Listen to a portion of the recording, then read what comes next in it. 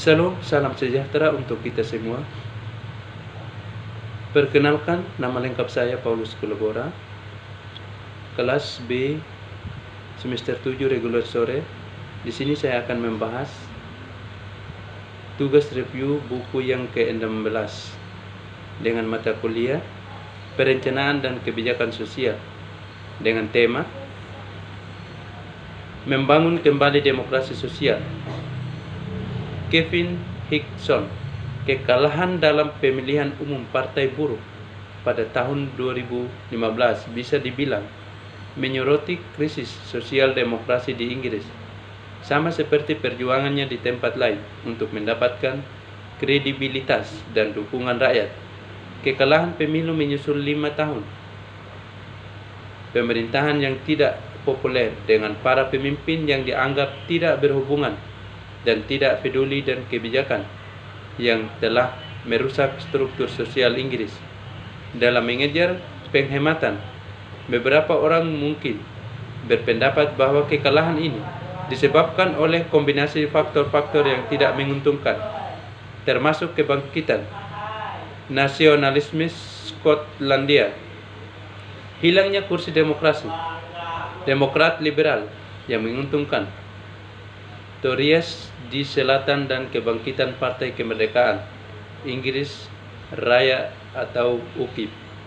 Ini tidak diragukan lagi benar, tetapi untuk menyatakan bahwa Partai Buruh tidak perlu berubah karena serangkaian faktor yang tidak menguntungkan ini harus dihindari di masa depan, dan karena perpecahan konservatif yang diekspos dalam kampanye referendum Uni Eropa akan terlena. Partai politik tidak perlu memenangkan pertarungan ide untuk memenangkan pemilu. Mereka mungkin memenangkannya melalui kedudukan pribadi pemimpin mereka, persekongkolan acara, atau sekedar perasaan bahwa sudah waktunya untuk perubahan. Namun mereka hanya dapat menciptakan warisan kebijakan yang langgeng jika mereka telah memenangkan pertarungan gagasan. Para pihak jarang dapat memikirkan kembali secara fundamental ketika mereka berkuasa karena tekanan waktu dan kecepatan.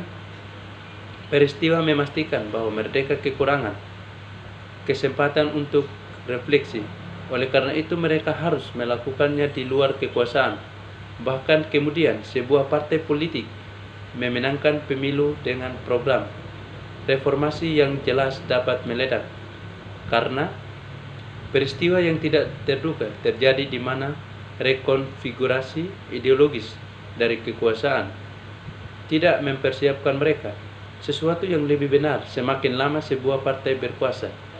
Karenanya, sejauh mana Partai Buruh baru dominan masih terbuka untuk diperdebatkan. Jelas mereka dominan secara elektoral, menang telak dalam pemilihan umum pada tahun 1997 dan 2001, dan mayoritas yang berkurang tetapi masih cukup besar pada tahun 2005. Ini adalah pertama kalinya Partai Buruh menang penuh istilah kedua, apalagi yang ketiga, tetapi bahkan di sini keadaan konservatif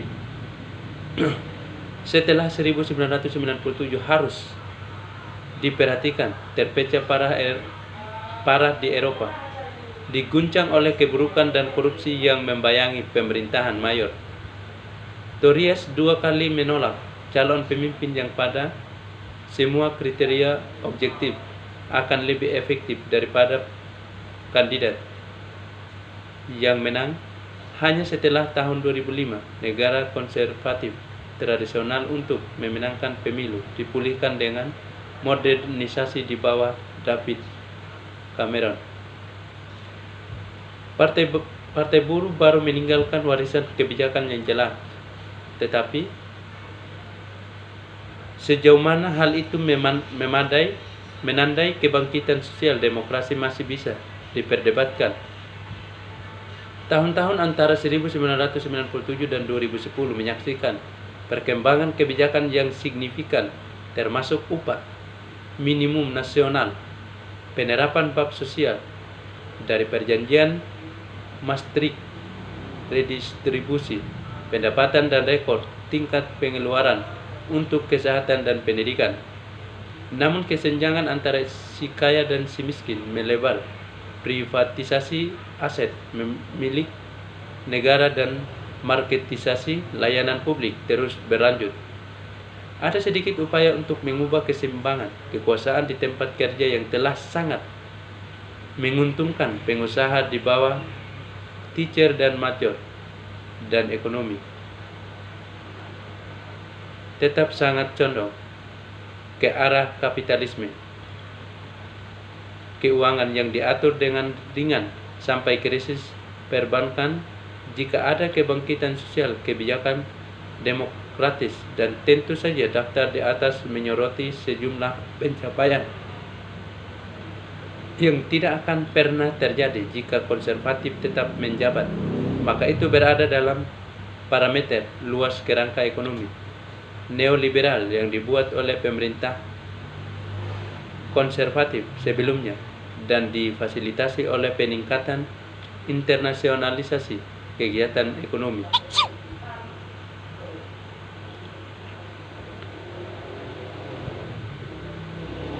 Dan kemarahan langsung atas perang di Irak dari calon pimpinan 2010 David Menlibat.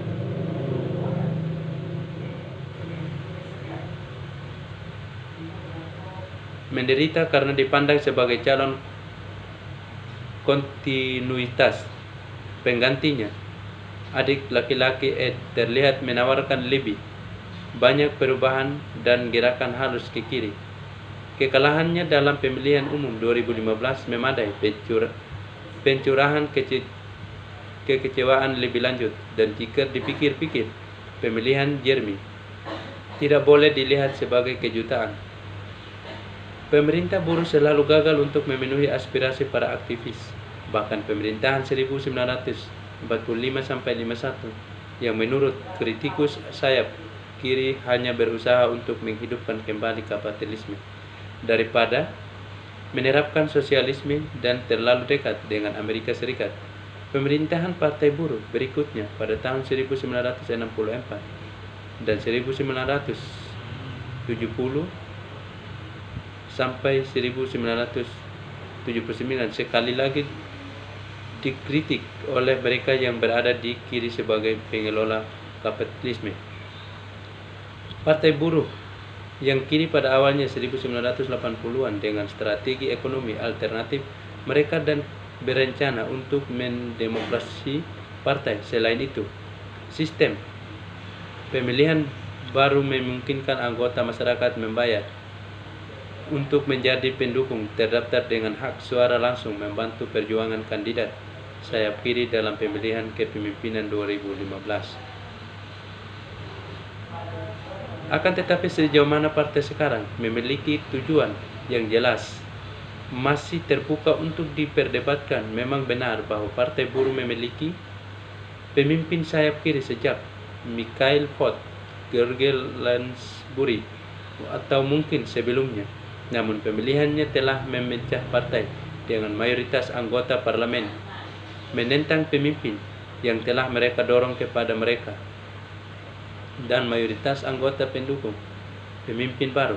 Ketegangan yang mencapai puncaknya segera setelah keputusan untuk meninggalkan Uni Eropa dengan pengunduran diri massal dari kabinet bayangan Corbyn dan tantangan kepemimpinan berikutnya. Dalam lingkungan yang panas seperti itu, sebagian besar publikasi yang menguraikan kemungkinan tindakan untuk Partai Buruh adalah faksional dan seringkali dengan sengaja mendukung atau memusuhi pemimpin mereka. Sering ditulis oleh organisasi bagian dalam Partai Buruh dan gerakan yang lebih luas dan menangani masalah-masalah yang mendesak. Tujuannya di sini bukan untuk mengulangi jalan yang banyak dilalui itu. Sebaliknya, kami mencoba untuk kembali ke nilai-nilai dasar Partai Buruh dan memeriksa bagaimana mereka dapat direvisi sehubungan dengan perubahan domestik dan internasional baru-baru ini, dan kebijakan apa yang mengalir darinya kebijakan-kebijakan ini harus kredibel dan radikal, dan saya kembali ke tema-tema ini di kesimpulan volume ini.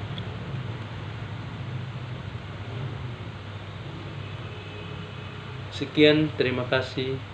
Tuhan memberkati kita semua.